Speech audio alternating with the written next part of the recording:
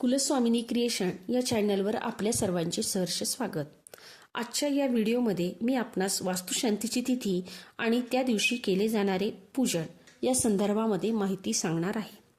आपण वास्तूमध्ये राहणाऱ्या सर्व सदस्यांचे अगदी आवर्जून हौशीने वाढदिवस साजरे करत असतो। मग ज्या वास्तूत आपण राहतो वाढतो त्या वास्तूचाही वाढदिवस होणे तितकेच महत्त्वाचे आहे। ज्याप्रमाणे व्यक्तीचा वाढदिवस हा तारखेप्रमाणे किंवा तिथीप्रमाणे केला जातो, त्याचप्रमाणे वास्तूचाही वाढदिवस तारखेप्रमाणे किंवा तिथीप्रमाणे केला जातो।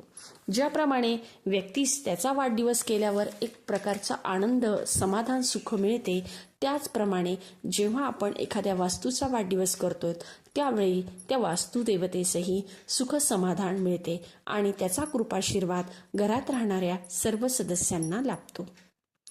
वाढदिवस कधी करायचा, तर आपल्याला त्यासाठी आपण ज्या दिवशी वास्तू शांती केली आहे त्या दिवशीची तारीख आणि त्या दिवशीची तिथी माहिती असणं गरजेचे असते। उदाहरणार्थ, आमच्या घराची वास्तुशांती ही 9 मे 2011 रोजी झाली।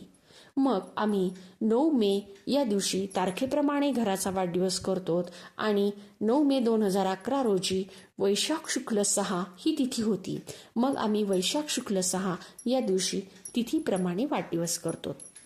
मग वाढदिवसाच्या दिवशी नेमकं करायचं काय, तर त्या दिवशी आपलं घर स्वच्छ झाडून घ्या, पुसून घ्या आणि ज्या वेळेला आपली घराची सर्व स्वच्छता होते त्या वेळेला आपण ज्या ठिकाणी वास्तुपुरुषाची प्रतिमा वास्तुशांतीच्या दिवशी ज्या जागी पुरून ठेवलेली आहे त्या जागेवर स्वच्छ पाण्याने पुसून घ्या, गोमित्राने पुसून घ्या।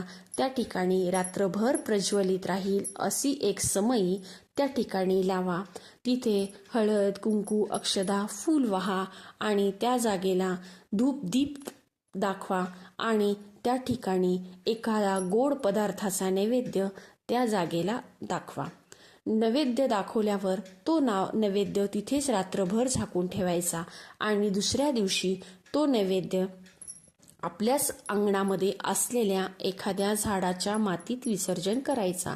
जर आपल्या अंगणामध्ये झाड लावलेलं नसेल तर तो नैवेद्य आपण दुसऱ्या दिवशी गाईला अर्पण केला तरीही चालेल, मात्र तो नैवेद्य आपण घरात कुणीही खायचा नाहीये। आता ज्या दिवशी आपण वाढदिवस करतो वास्तूचा तारखेप्रमाणे किंवा तिथीप्रमाणे, त्या दिवशी आपल्या घरातील सर्व सदस्यांनी, शक्य असल्यास सर्व सदस्यांनी, जर शक्य नसेल तर घरातील किमान कर्त्या पुरुषाने आणि स्त्रीने वास्तु पुरुषाचा मंत्र म्हणायचा आहे। तर ओम वास्तु पुरुषाय नमः किंवा ओम वास्तु देवताय नमः या मंत्रांचा जप यथाशक्ती घरातील व्यक्तींनी, सर्व सदस्यांनी केले तर अतिउत्तम हा मंत्र जप करायचा, की जेणेकरून आपल्या घरामध्ये वास्तुपुरुषाचा कृपाशीर्वाद आपल्या घरातील सर्व सदस्यांना लाभेल। माझा व्हिडिओ आपल्यास आवडल्यास लाईक करा, शेअर करा, सबस्क्राईब करा। धन्यवाद।